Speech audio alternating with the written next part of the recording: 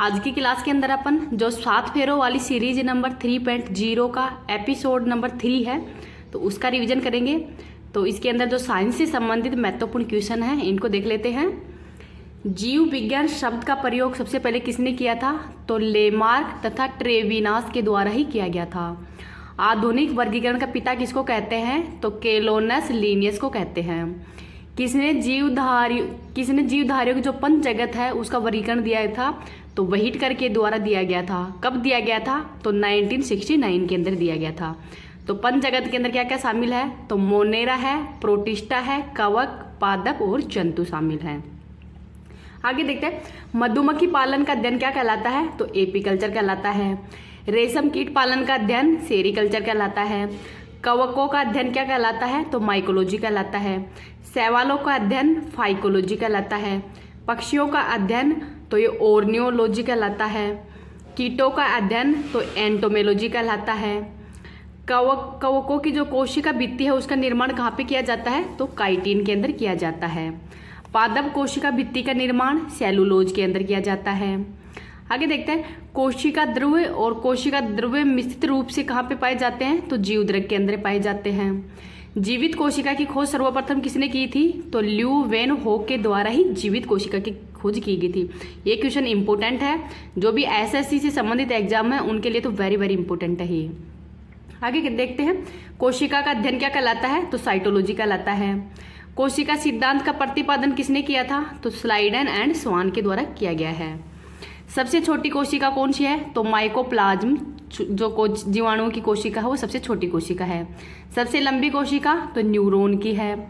सबसे बड़ी कोशिका तो जो शुतुरमुर्ग का जो अंडा है उसकी कोशिका सबसे बड़ी है। कोशिका झिल्ली अर्धपारगम में कहाँ पे पाई जाती है? तो पादप एंड जंतु दोनों के अंदर ही पाई जाती है। तारक काय का कार्य क्या है? तो कोशिका का विभाजन करना है। आगे है, प्रोटीन की फैक्ट्री तो ये राइबोसोम को कहते हैं और ये सबसे छोटी कोशिकांग भी है। अल्टमान के द्वारा ही जो माइटोकॉन्ड्रिया है इसकी भी खोज की गई थी और माइटोकॉन्ड्रिया को कोशिका का पावर हाउस भी कहते हैं। आत्मघाती थैली तो ये लाइसोसोम को कहते हैं। प्रकाश संश्लेषण की क्रिया है वो कहाँ पे संपन्न होती है? तो परिहरित के अंदर ही होती है। और कौन सी धातु पाई जाती है? तो मैग्नीशियम धातु पाई जाती है। टमाटर का जो लाल रंग है वो किसके कारण होता है? तो लाइकोपीन के कारण होता है। डीएनए नाइट्रोजनिक क्षारक, तो डीएनए के अंदर कौन कौन सी नाइट्रोजन क्षारक पाए जाते हैं? तो एडेनिन, गुआनिन, साइटोसिन और थाइमिन पाए जाते हैं। डीएनए की खोज किसने की थी? तो किसके द्वारा की गई थी ये खोज? तो ये आपको कमेंट सेक्शन के अंदर बताना है। आगे देखते हैं, डीएनए की द्विकुंडलित मॉडल का प्रतिपादन किसने दिया है? तो वॉटसन एंड क्रिक के द्वारा दिया गया था 1962 के अंदर ही, और इसके लिए इनको नोबेल पुरस्कार भी दिया गया है। आरएनए में थाइमिन के स्थान पर कौन सा नाइट्रोजनी क्षारक पाया जाता है? तो यूरोसिल पाया जाता है। केंद्र की खोज किसने की है? तो रॉबर्ट ब्राउन के द्वारा की गई है। समसूत्री विभाजन एक जनन कोशिका के अंदर कितनी संतति कोशिकाओं का निर्माण किया होता है? तो 2 का होता है। अर्धसूत्री विभाजन के अंदर ही एक कोशिका के अंदर कितनी कोशिकाओं का निर्माण होता है? तो 4 का होता है। आनुवांशिकता का जनक तो ग्रेगर जॉन मेंडल को कहते हैं। मनुष्य के अंदर कितने कायिक गुणसूत्र होते हैं? तो 46 होते हैं। वायु प्रदूषण के संकेतक कौन है? तो लाइकेन है, और लाइकेन जो कवक एंड शैवाल का जो सहज जीवन है वो भी लाइकेन कहलाता है।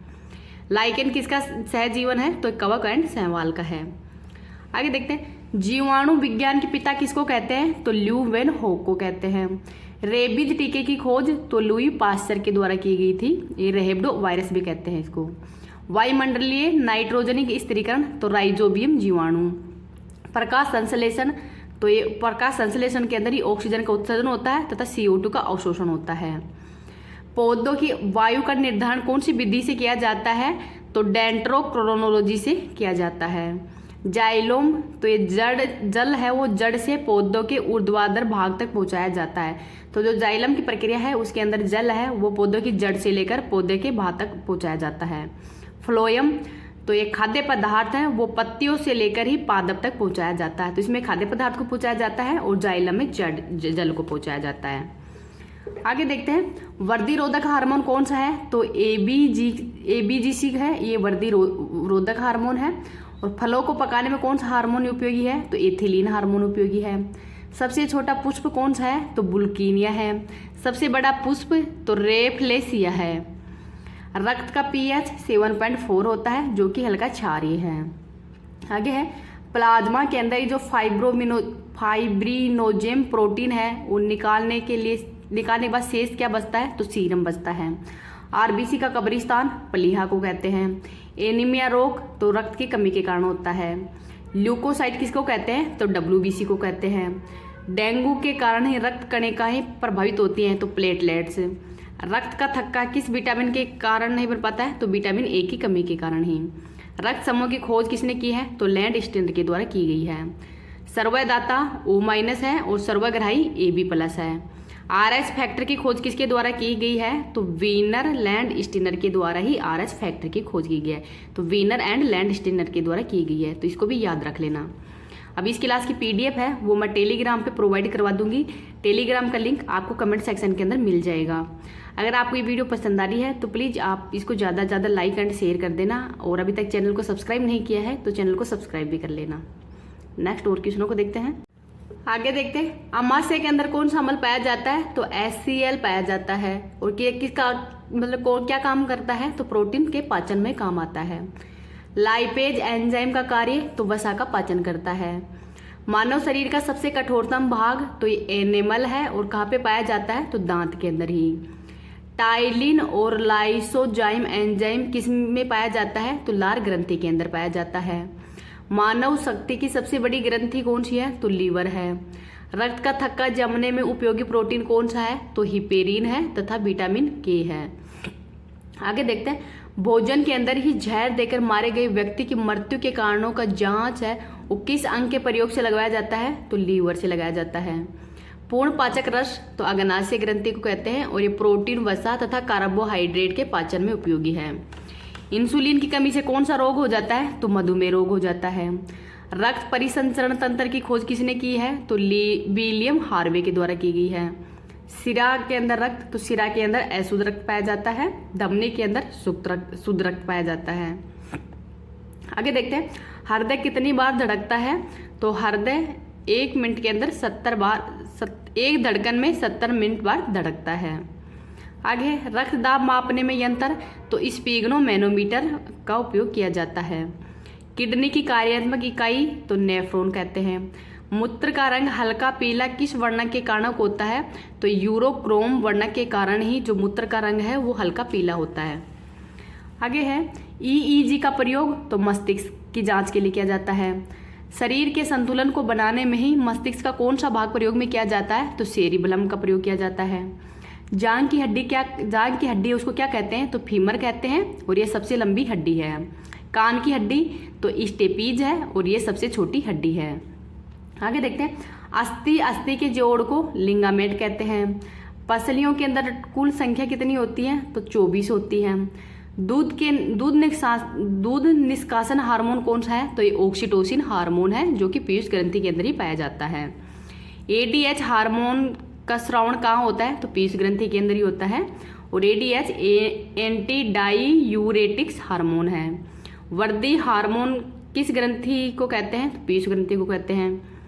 जड़ मानवता तथा घेंगा रोग है वो किस हार्मोन की कमी से होता है? तो थायरॉक्सिन हार्मोन की कमी से हो जाता है।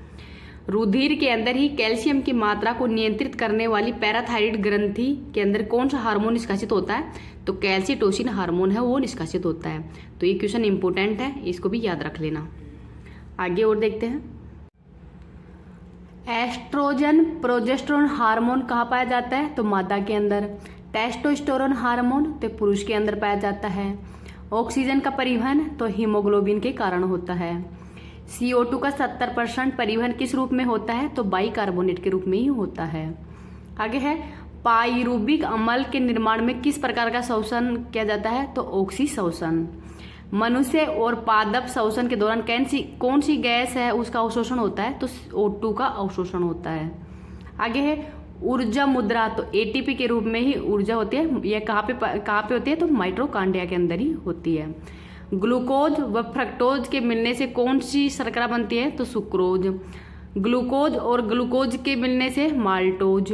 और ग्लूकोज तथा गैलेक्टोज के मिलने से कौन सी शर्करा का निर्माण होता है? तो ये आपको कमेंट सेक्शन के अंदर बताना है।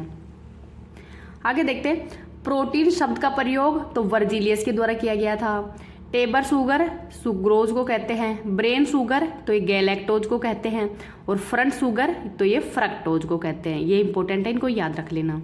आगे है क्वासिओरकोर तथा मार्मस रोग है, ये प्रोटीन की कमी के कारण होते हैं। रतौती रोग तो विटामिन ए की कमी के कारण होता है। विटामिन B12 के अंदर कौन सी धातु पाई जाती है, तो कोबाल्ट धातु पाई जाती है, और इसका वैज्ञानिक नाम क्या है, तो साइनोकोबाल्विन है। विटामिन सी का वैज्ञानिक नाम तो एस्कोर्बिक अम्ल है। विटामिन डी की कमी से कौन सा रोग होता है, तो रिकेट्स रोग होता है। और विटामिन डी की कमी मतलब इसका वैज्ञानिक नाम क्या है, तो कैल्सीफेरोल है, ये इसकी वैज्ञानिक नाम है। और सबसे ज़्यादा विटामिन डी मतलब किस में पाया जाता है, तो ये सूर्य के प्रकाश के अंदर पाया जाता है। आगे है विटामिन ए की कमी से बांझपन हो जाता है, और इसका वैज्ञानिक नाम है टोकोफेरोल। विटामिन के का वैज्ञानिक नाम तो फिलोक्विनोन है, तो इसको भी याद रख लेना। आगे देखते हैं, प्रोटोजोआ जनित रोग कौन से हैं, तो पायरिया है, कालाजार है, मलेरिया, पेचिस और निद्रा रोग है, ये प्रोटोजोआ जनित रोग हैं। जीवाणु जनित रोग तो प्लेग है, डिप्टीरिया है, टीबी है, काली खांसी है, टिटनेस है, टाइफाइड, न्यूमोनिया, हेजा तथा कुष्ठ रोग, ये सब जीवाणु जनित रोग हैं, तो इनको भी याद रख लेना। आगे देखते हैं, 21वें गुणसूत्र की ट्रामोसोमी के कारण कौन सा रोग होता है, तो डाउन सिंड्रोम। 13वें गुणसूत्र की ट्राइमोसोमी के कारण कौन सा रोग होता है, तो पटाऊ सिंड्रोम हो जाता है।